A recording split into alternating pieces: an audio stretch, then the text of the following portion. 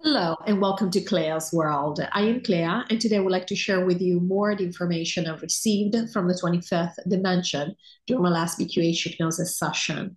I'll be reading from a transcript of a section of the session, and when I refer to Lorrayne, I'm speaking of my practitioner who's asking me questions I prepared in advance of the session. And when I refer to me, I'm speaking of myself under hypnosis, which means that the answers are coming from the 25th dimension. I'm especially excited about today's video because it marks the beginning of a new session, and I'm always curious to see what the 25th will tackle. They usually give us initial messages, and I never know what they're going to be discussing. So I am looking forward to sharing that with you. But before I start reading, I'd like to thank you as always for subscribing to my channel if you haven't already done so, liking and commenting on this video. It really does help my channel and it helps spread this message, and all good things come of it, especially the fact that I just like hearing from you. I love the community we've created here, so that's a big deal for me. All right, I'm going to start reading here. So Lorrayne, she's just finished her induction at this point, and she asks, is there anything that you wish to share with us right now? And before she asks this question, Lorrayne and I normally touch base before we start a session, and we're talking about what's happening basically in our lives and how that's a kind of reflecting what the 25th has told us that we're going through and so on and so forth. And she does mention in this particular instance that she that morning had pulled a card, a tarot card, and it was the 10 of Cups. Now, I don't know if you guys are familiar with the tarot. Normally 10 of Cups is a positive card, if you want to call it that, and it's a card of joy, abundance, that kind of thing. So here's the 25th. We would simply like to comment on the card that you pulled, which of course you have very rightly said that it's a tool. It's a trigger that you use to know what is important for you to know, what your higher self is trying to let you know in the moment. So good job on using your outside reality. You guys are masters at that. This is what you do in the game. You go to outside reality. You're at the point of clarity where you realize there is no outside reality. It is simply a game that you play with yourself where you're like, let me find out. And instead of going inside you, you pretend to go outside and find the answers for what you obviously already know before even doing that. And that works, and that's wonderful. We said before, why not? Oftentimes, we do want to feel like we are still in the game, and that's an easy way to do that. While you're doing your conscious work of knowing that you create your entire reality. So, of course, you were meant to pick that card even before you picked it, of course. But we want to specifically speak about that card because it reminds Clea of, we're reminding her of the dream that she had about New Earth almost exactly 2 years ago. And actually, it was before, 3 days before her session with the 25th, her first session, where she basically ran into the 25th dimension, or where she became consciously aware of us. And in that dream, she remembers going into a park outside a hotel, which represented the entire world.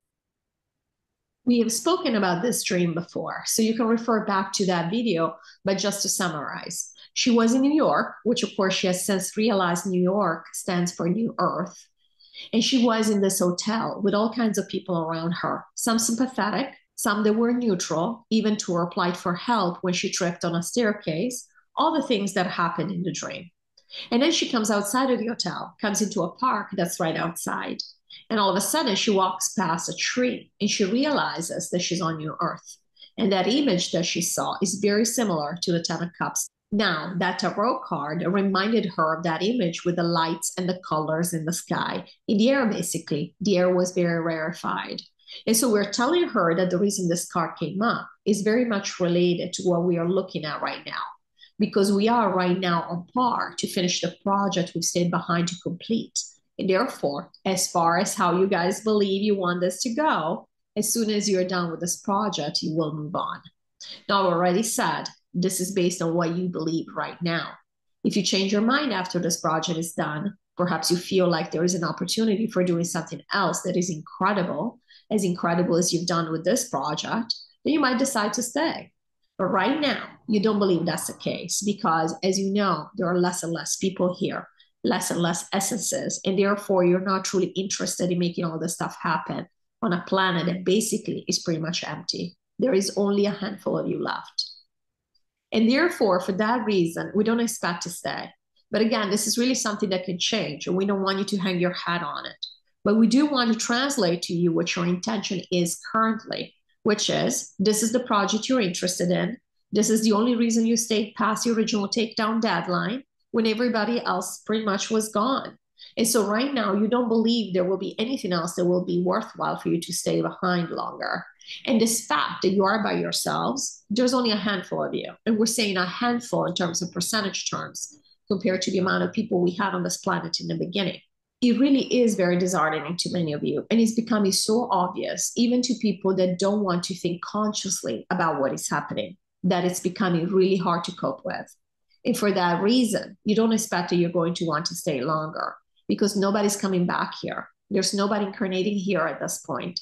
There are no essences coming here anymore. We are shutting down. And so we wanted to mention this at any rate. So yes, that would be just our initial comment today.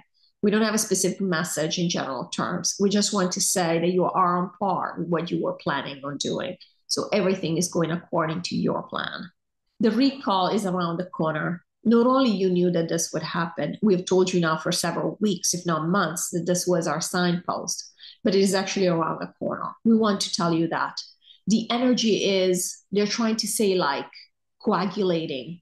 It's like the energy is coming together. It's basically coming to a head and this will happen. Lorrayne, coalescing. And I think the word, like the sensation I was getting was like congealing. Like I saw this energy is like almost creating like a material, like a very solid energy at that point. It's like it's coming from everywhere and then it's congealing together in one spot. So yeah, coalescing is a good word. Me. Coalescing, yes, that's a good word. Yes. And we are basically, it's going to happen sooner rather than later. So hang in there. You will be very pleased, very, very pleased when that happens. Of course, on the surface, it will look like we're pleased because, of course, it's unheard of. It's incredible to even see that on this planet after everything we've gone through. But truly behind the scenes, and if you go inside, we always suggest you go inside, of course, as you know. You will know when you actually sit or connect. You're always connected, but when you consciously connect, you will realize there's so much that that recall symbolizes and represents that it goes way beyond even the excitement of seeing something like that on this planet, where the institutions have been so dark and they were willing to destroy the entire population and to see that they've had to basically take their bio-weapon away. And again, we're talking about a short period of time. You will see this come through. And just for reference, this session was done on the 2nd of February. And I am recording this video on the 21st of March. And so that just kind of gives you an idea of where we are in this process. All right, Lorrayne, great, thank you. Okay, this is a new Earth question from Gil Chan. You said the personality is a trait of the NPC, but also that on your Earth, we'll still have the different personalities that we have here. So what will our personality be like on Earth when we have no NPC? Me. That's a very good question. So correctly, she states that we have said that the personality is a trait of the NPC. Absolutely. And the higher self uses or leverages the personality of the NPC to achieve the experiences that it wants to have in a particular lifetime. Therefore, personality is one of the many traits that the higher self filters through in order to pick an NPC. So it's pretty straightforward, and we've discussed this at length, so we'll just leave it at this for now. And when it comes to, when we say that we will retain our personality on your Earth, in some ways it will be, of course, we will not have an NPC on your Earth. We already described the fact that we will imagine our bodies, just like really we've done that here. But on your Earth, we will be aware of the fact that we're imagining our bodies, and not only, we will be able to change them. So it'll be very obvious that we are just shaping energy, really. We are just imagining energy in different forms. So in that sense, we'll not have an NPC body like we do here. At the same time, though, we are moving there as ourselves. Keep in mind that we are not going to pass away, or what we consider passing away in this lifetime, in order to move to new Earth. Now, if you want to think of it that way, in terms of we're leaving our body behind, you can. But truthfully, we don't think of it that way, for the simple reason that you will retain, you will simply continue your life. You will continue this lifetime. You will retain all memories from this planet, from this lifetime. You will think, for example, you will think of the people that you know as being the people that you knew on this planet. So you're not really moving on to a new life in that sense. You might think of it as you moving into a new lifestyle, not a new life. And so in that way, you will retain what we consider to be our personality here. And the reason for that is because this has been part of your alignment. This is the personality that you've chosen to have the experiences that you've had in this particular lifetime, for example, that have brought you to align with new earth, and including doing the work that you're doing right now. So you will continue with this way of feeling into things, with this way of thinking about things, if you want to put it that way, with your way of reacting to things.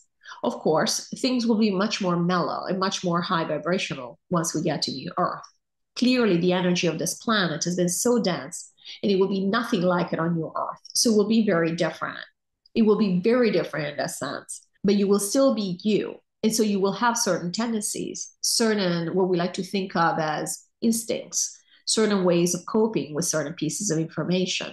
So in that sense, you will be recognizable to yourself. You're not going to become a completely different person. We already said that on New Earth, we are not going to be our higher selves. We are not going to be just copacetic all the time, because we said we think of ourselves as being these very serene essences at all times, which is true because the higher self has very much a higher level perspective in terms of these games. It doesn't get caught up in the emotions of the game the same way we do, the way that we experience it while being inside, while we keep this perspective of this actually being real. But at the same time, we already said the higher self also gets sad, is joyful, it's happy about certain things. So we never said the higher self has no emotions whatsoever. It just doesn't, emotions are just not the same that they would be on this planet. But in that sense, again, we're not just going to be our higher selves on New Earth. We're going to retain a lot of our personality. We'll still be recognizable, not only to ourselves, but also to people that knew us here. So if Clea went to visit her mother and brother, they wouldn't just be like, oh, we've been visited by an angel. They were laughing. And it makes me laugh too, the idea that my parents or my brother and mother would think that I was an angel. So that would be very funny. When we think of angels here, they would say, yeah, maybe Claire is a lot calmer, is a lot less judgmental or less whatever they might be in her particular case, but she would still be recognizable. And that's what we mean. So yeah, just different, let's call it a different shade of your personality will still be present. Lorrayne, thank you. It makes sense because even if the personality is an aspect of the NPC, we've existed within this personality structure as us. And if we're taking us with us to New Earth, why would we not maintain or recreate that personality structure? Because that's how we identify ourselves individually. Me. Correct. Yes, absolutely. I hope you enjoyed this video and I look forward to seeing you in the next one. Thank you as always for watching. Bye-bye.